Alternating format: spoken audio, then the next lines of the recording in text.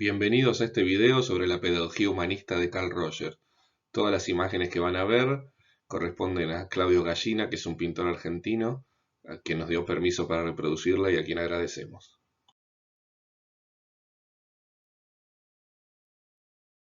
Vamos a arrancar hablando del contexto de la pedagogía humanista, una corriente pedagógica que se origina en la década de 1960 en Estados Unidos, que tiene antecedentes muy directos en una psicología humanista también de aquel momento, pero que a pesar de eso, en realidad está rescatando una serie de tradiciones que son de bastante larga data y la podríamos ubicar dentro de una tradición general que sería la de las pedagogías no directivas. Entonces podemos rastrear muchísimo antecedente, pero claramente podemos ubicar a Rousseau en ese mismo tipo de pedagogía, y hay varias que se desarrollan en aquel momento. Pensemos un momento también de contracultura en Estados Unidos, y además un momento donde estaba muy cercana a la Segunda Guerra Mundial, con el descubrimiento también para la humanidad de toda la capacidad de destrucción humana y de horror y de degradación.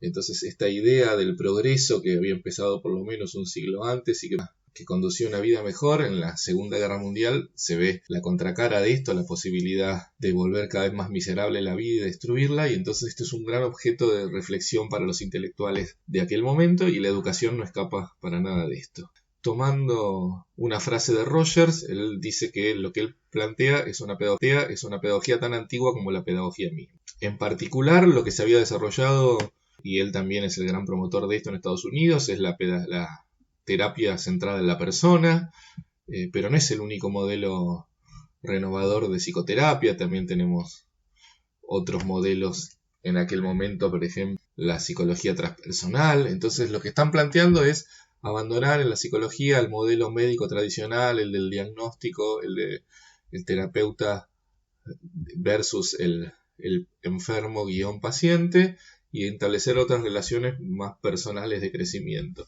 Esto que le resulta exitoso a Roger como terapeuta. Él además era profesor universitario, y de manera similar a esto, lo que está sucediendo es que él va a proponer en su propia práctica en la universidad, y después lo va a ir desarrollando más gente como una propuesta más integral. Lo que están proponiendo entonces es otro modelo claramente diferenciado de la pedagogía tradicional y antiautoritario, ¿no? Comparten ese clima de época de denunciar los problemas que tuvo hasta ese momento la humanidad, el miedo al autoritarismo que había estado muy presente en la Guerra Mundial, pero que también era el miedo para las sociedades democráticas modernas, y piensan que hay un elemento central de la educación, que es la relación humana, que está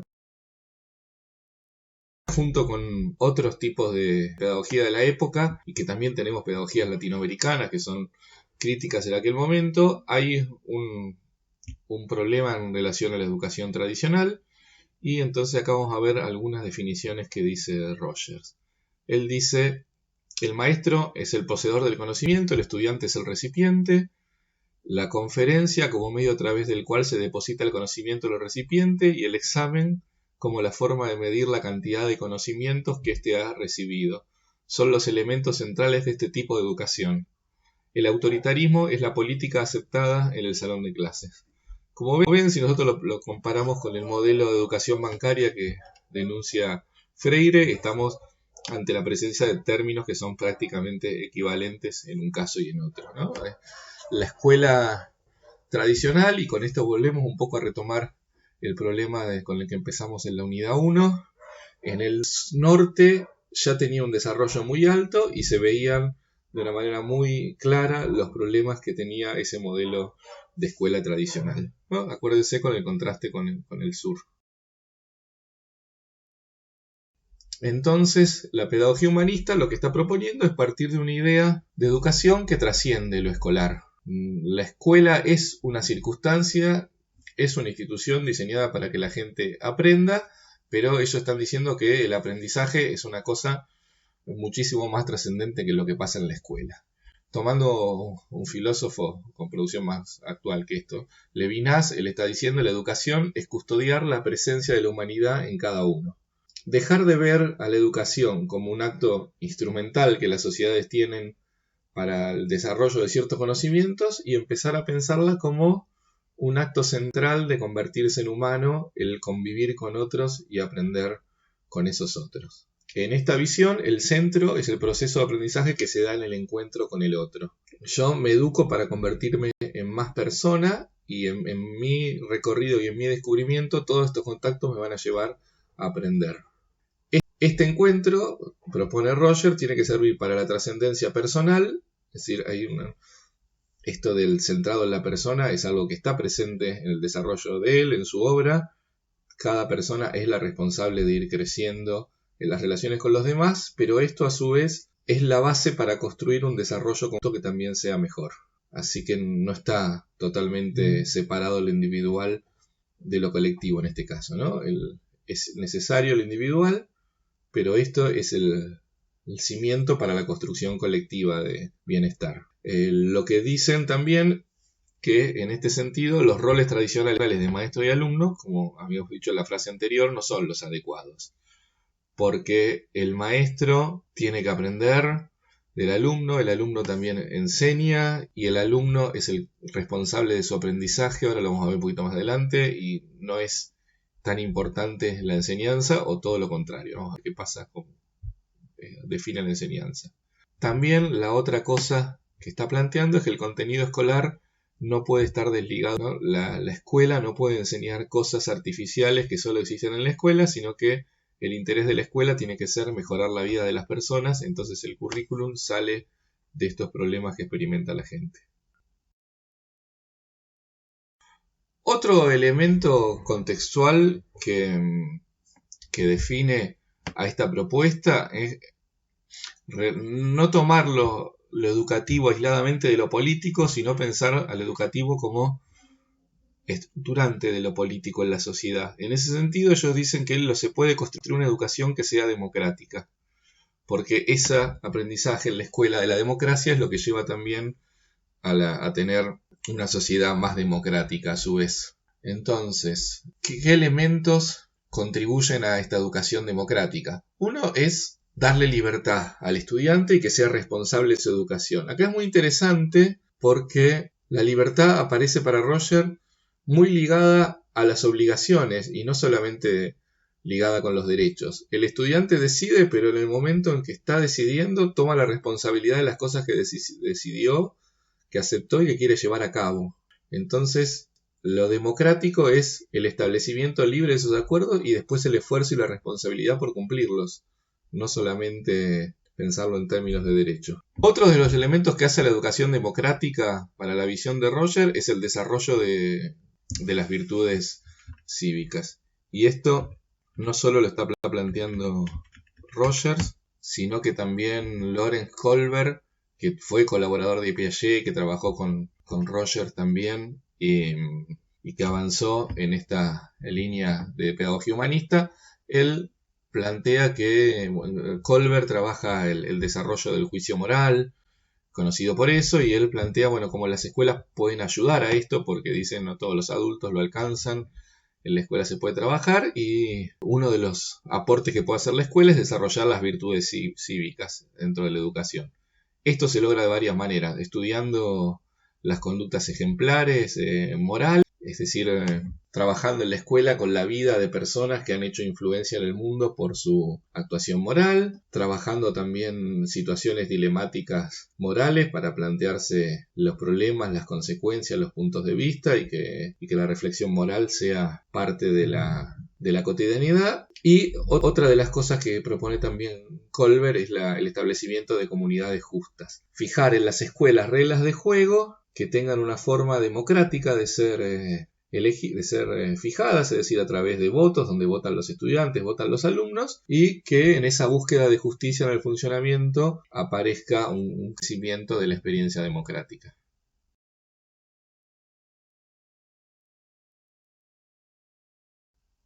Hay algunos principios que vamos a nombrar de la pedagogía humanista. La versión sobre todo esta de Roger, la de la educación, la terapia basada en la persona y después la educación basada en la persona, el eje de todo este modelo va a ser efectivamente la persona. Esto quiere decir que es el eje en varios sentidos. Uno es que el ser humano se convierte en el objeto de estudio o puede ser tomado como el centro del currículum. Y en esto también, para la época, tenemos formulaciones similares de Brunner, por ejemplo.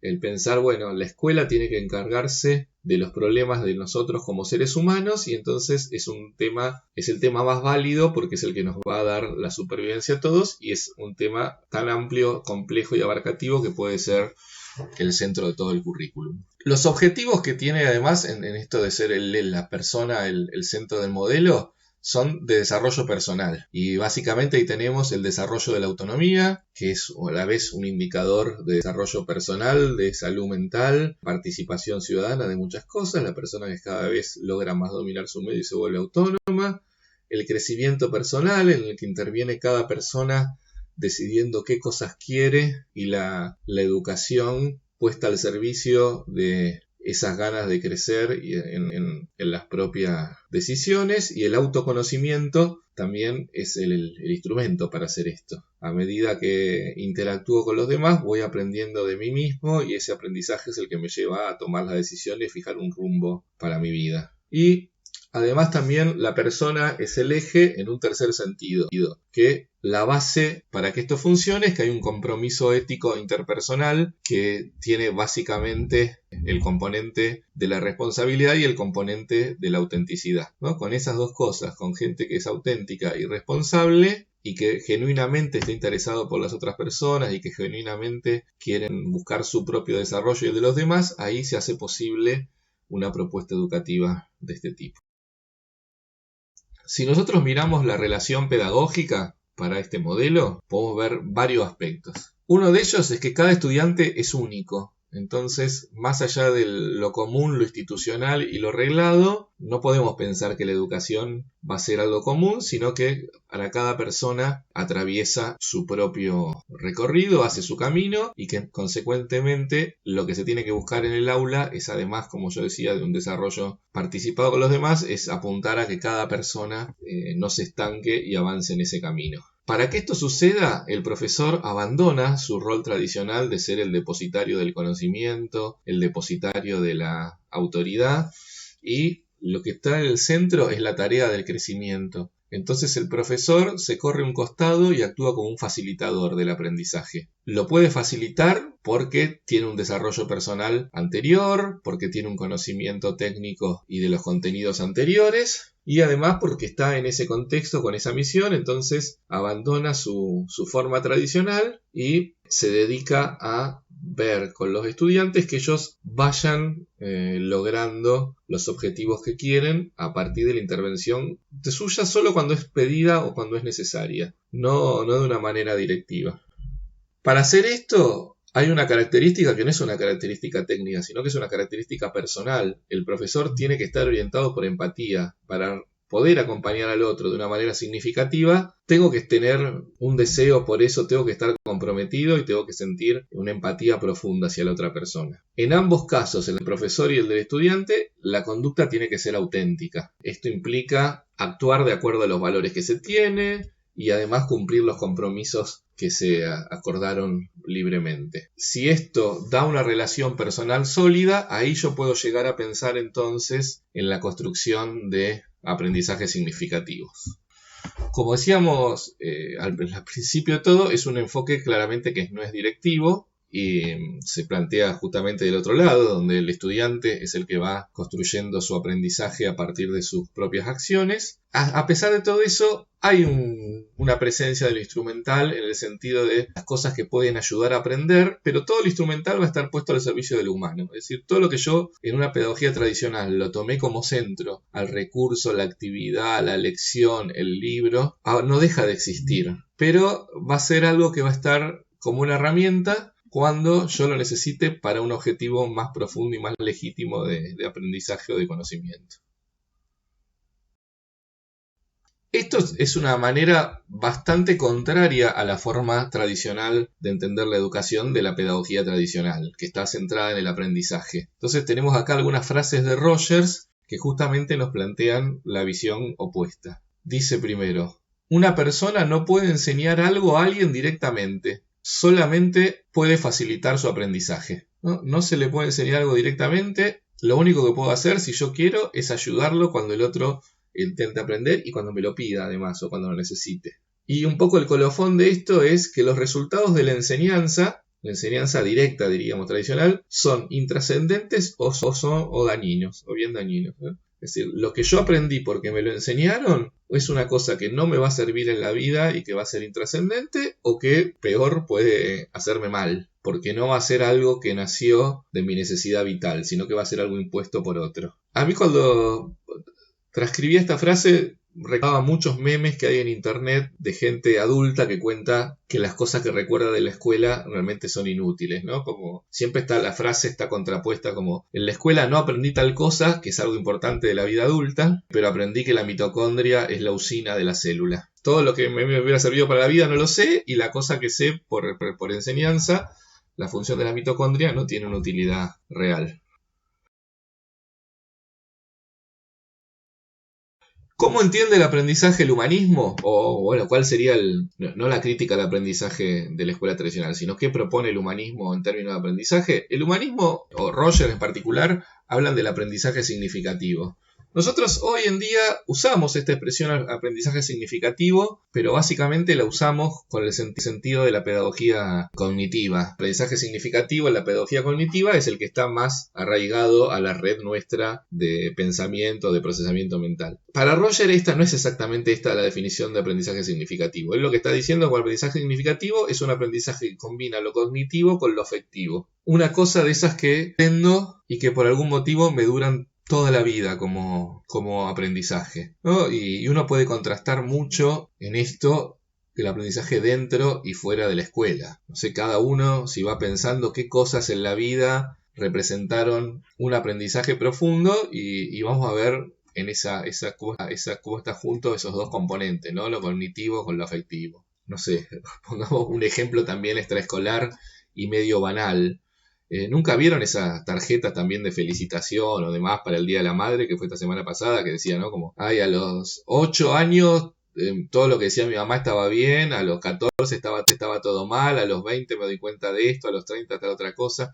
Bueno, ahí estamos hablando de un aprendizaje significativo, en el sentido de que cuando termina uno de comprender cuál es la imagen que tiene de su madre, y esto va a pasar a lo largo de toda la vida, se va a ir transformando de muchísimas maneras, y cuando uno piensa que esa imagen la da, viene el momento de la muerte y entonces hay otra transformación distinta, o viene el momento de tener hijos propios y hay otra transformación distinta de entender qué es esto de ser padre o ser madre. Y esas son cosas que las construye cada uno de una manera muy profunda, que no te sirve haberlo visto 40 veces en la tarjeta de cumpleaños o del Día de la Madre escrito, no quería decir nada, solo quiere decir algo cuando la vida te ha llevado a ver qué quería decir. Bueno, ese es el tipo de cosas que estamos pensando cuando hablamos de aprendizaje significativo en el humanismo, ¿no? Esto que son las experiencias vitales nuestras y el conocimiento que tenemos sobre eso. Esto llevado a una propuesta escolar quiere decir que, bueno, que busca la globalidad del aprendizaje, es decir, no se busca un aprendizaje atomizado o enciclopedista propio de la educación tradicional, sino que se busca ir a problemas importantes de la vida, abordarlos desde la educación para ir que la persona vaya construyendo ese aprendizaje, no para lograrlo, para tenerlo completo, porque esto es algo propio de cada uno. Otra cosa que hace otra manera de mirar el aprendizaje en el humanismo es buscando el estímulo de la creatividad y la comunicación. Parte de ese autodesarrollo, autonomía y autenticidad tienen que ver con esa parte de auto, ¿no? De cada uno. Cada persona tiene que encontrar su voz y para eso no se puede vivir replicando los modelos previos y tiene que haber necesariamente momentos de ruptura y de creatividad. Y además esto existe en función de la relación que tenemos con otras personas y entonces también solo a partir de la comunicación se puede dar esto. Otro elemento es la orientación hacia la acción. El aprendizaje teórico es el aprendizaje del libro, el que no sirve, el que no va a quedar en la vida. El aprendizaje de verdad, el significativo, es el que sirve para cambiar nuestra vida. Entonces esto se lleva a cabo en la práctica. La acción es uno de los ejes, ¿no? Elegir problemas que están presentes en la vida del estudiante y que al aprender yo puedo ir hacia esos problemas y transformarlos. En cuanto pongo en práctica lo que aprendí, estoy mostrando que es significativo. No en el sentido de puesta en práctica más tradicional o en el de puesta en práctica del conductismo, ¿no? Sino cuando transformo mi vida porque no es un aprendizaje abstracto, ahí es donde estoy mostrando realmente el valor de ese significado. Bueno, también insertado en una red escolar, esto implica que el aprendizaje va a ser flexible y va a ser personalizado. Cada persona es el que tiene que armar su menú de lo que va a aprender. Cada persona, los problemas le resuenan de una manera o de otra. Entonces todo entra y sale dentro de ese currículum personalizado de cada uno en función de los intereses y los problemas que vive cada persona y su situación. Y además este aprendizaje, en relación también a lo de la comunicación que decíamos antes, está abierto a la cooperación, además, ¿no? Es un aprendizaje que se fomenta, que se construya no solo de una manera personal e individual, sino interactuando con los otros, porque da lugar todavía a mayores reestructuraciones, mayores conocimientos propios y de los demás, y un conocimiento también afectivo de los demás. Algunas frases que dice Rogers entonces en relación con el aprendizaje. Si cambias una experiencia, cambias a la persona. Bueno, acá parecería casi como la definición de la Gestalt del aprendizaje, ¿no?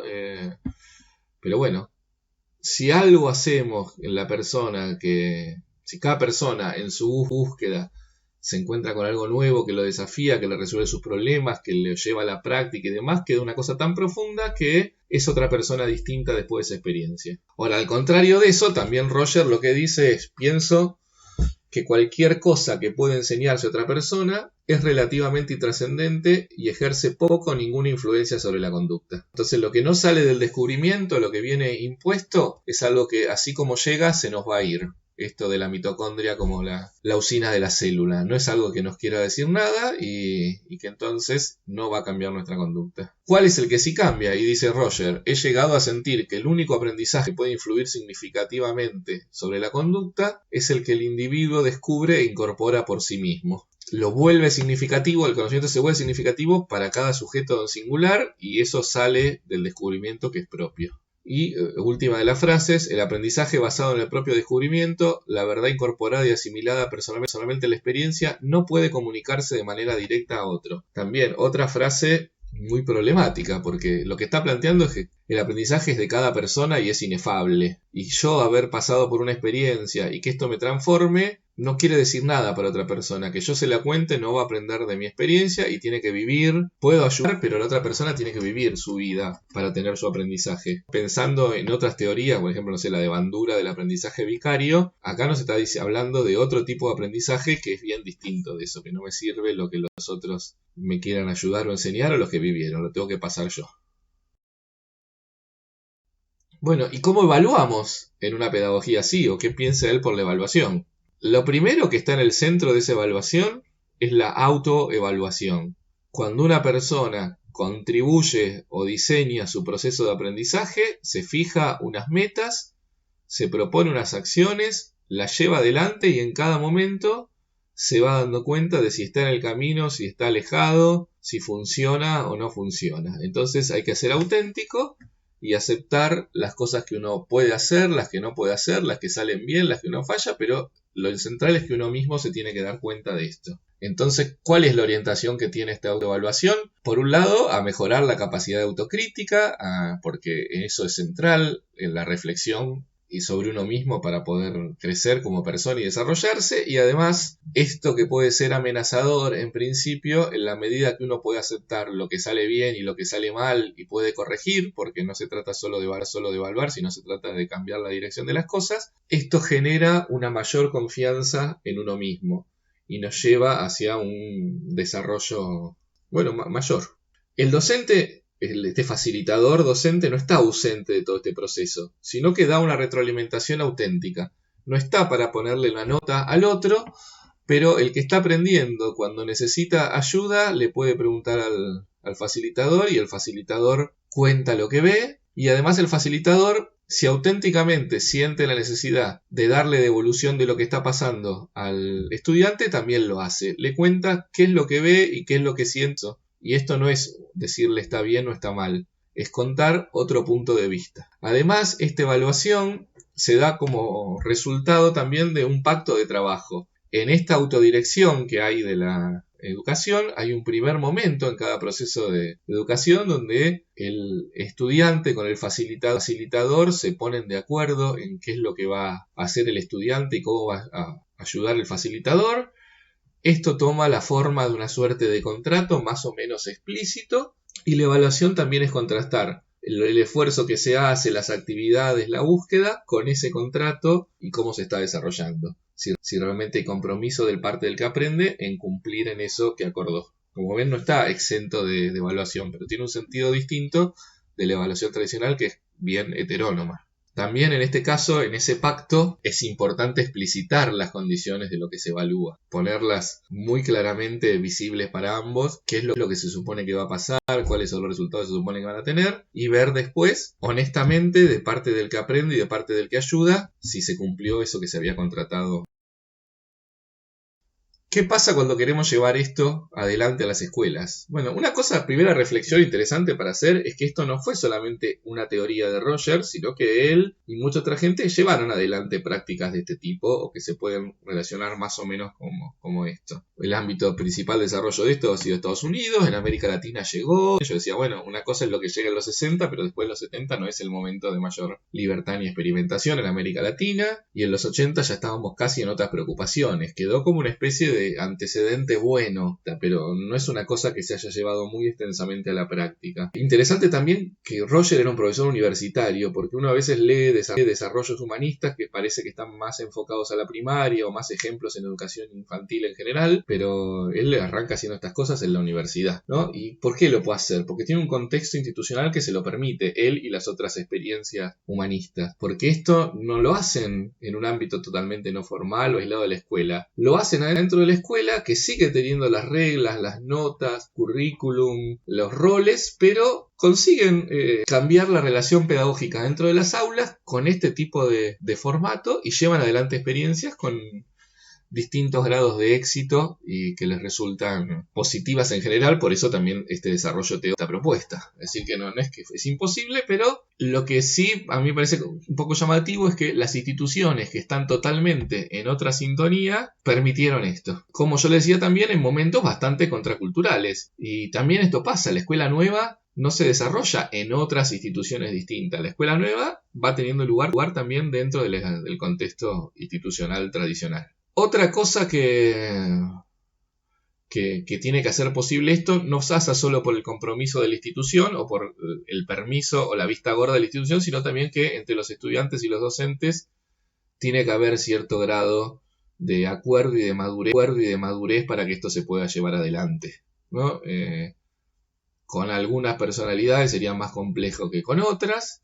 Y además tiene que haber una alineación entre los intereses de los estudiantes y de los docentes. ¿Cualquier educador puede adoptar esta teoría hoy en día? Y a mí se me ocurre una respuesta doble a esto. Por un lado, para poder hacer esto, hace falta cierta madurez personal que tendríamos que juzgar si todas las personas la tienen o no la tienen. Porque se trata de una adhesión auténtica a estas ideas, no una adhesión superficial. Si hago como que estoy haciendo algo humanista, no lo estoy haciendo. Y la verdad es que hay muchas muestras de autoritarismo, para ir a, no una posición intermedia, pero directamente lo contrario. Hay muchas muestras de autoritarismo en el sistema educativo. Hay muchas personas que se manejan de manera autoritaria, que lo hacen desde el lugar de poder, de un grado, de una división, de una cátedra, de cualquier cosa. Y esa gente claramente, yo no sé qué posibilidades tendría de tener una flexibilidad personal para encarar un proceso de esto, ¿no? Entonces, ahí me parece que si lo miro en lo práctico, diría que hay gente que no sé si está en el mejor momento para encarar esto.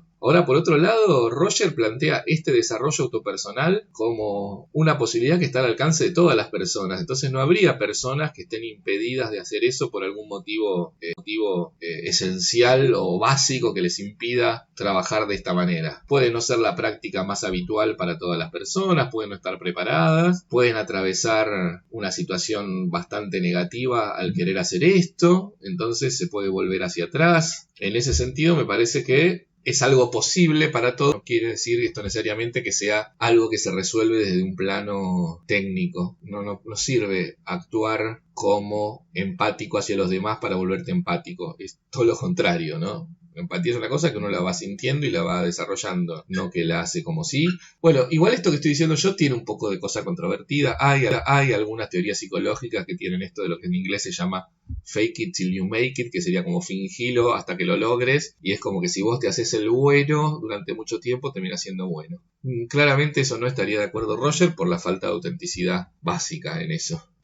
Roger está desarrollando su teoría, hay un auge del conductismo, no tanto en el plano, sí en el plano psicológico, el último conductismo, pues ya va a aparecer la revolución cognitiva, pero en el plano educativo hay un auge en Estados Unidos del desarrollo conductista, y por ejemplo una de esas cosas era la máquina de enseñar, que era mecánica en ese momento, piensen que no había computadoras personales como hay ahora. Y Roger dice, bueno, yo puedo pactar con un estudiante que él necesita aprender una cosa muy puntual y sé que la máquina de enseñar está para eso. Le digo, bueno, ¿por qué no vas y usás vos esa máquina de enseñar, aprende eso y después volvés y seguimos hablando de las otras cosas que vos querés lograr? El desarrollo técnico que puede tener la pedagogía conductista en ese momento, o inclusive la tradicional, él nos está diciendo, es algo que lo necesito. No tengo que ser prejuicioso hacia eso, no tengo que pensar que no tiene ningún valor o que no sirve para nada, pero la guía tiene que ser el desarrollo personal, y el desarrollo personal no me lo va a dar una máquina de enseñar, o hoy diríamos en el 2020, el desarrollo personal no me lo va a dar un curso online o una aplicación o un tutorial,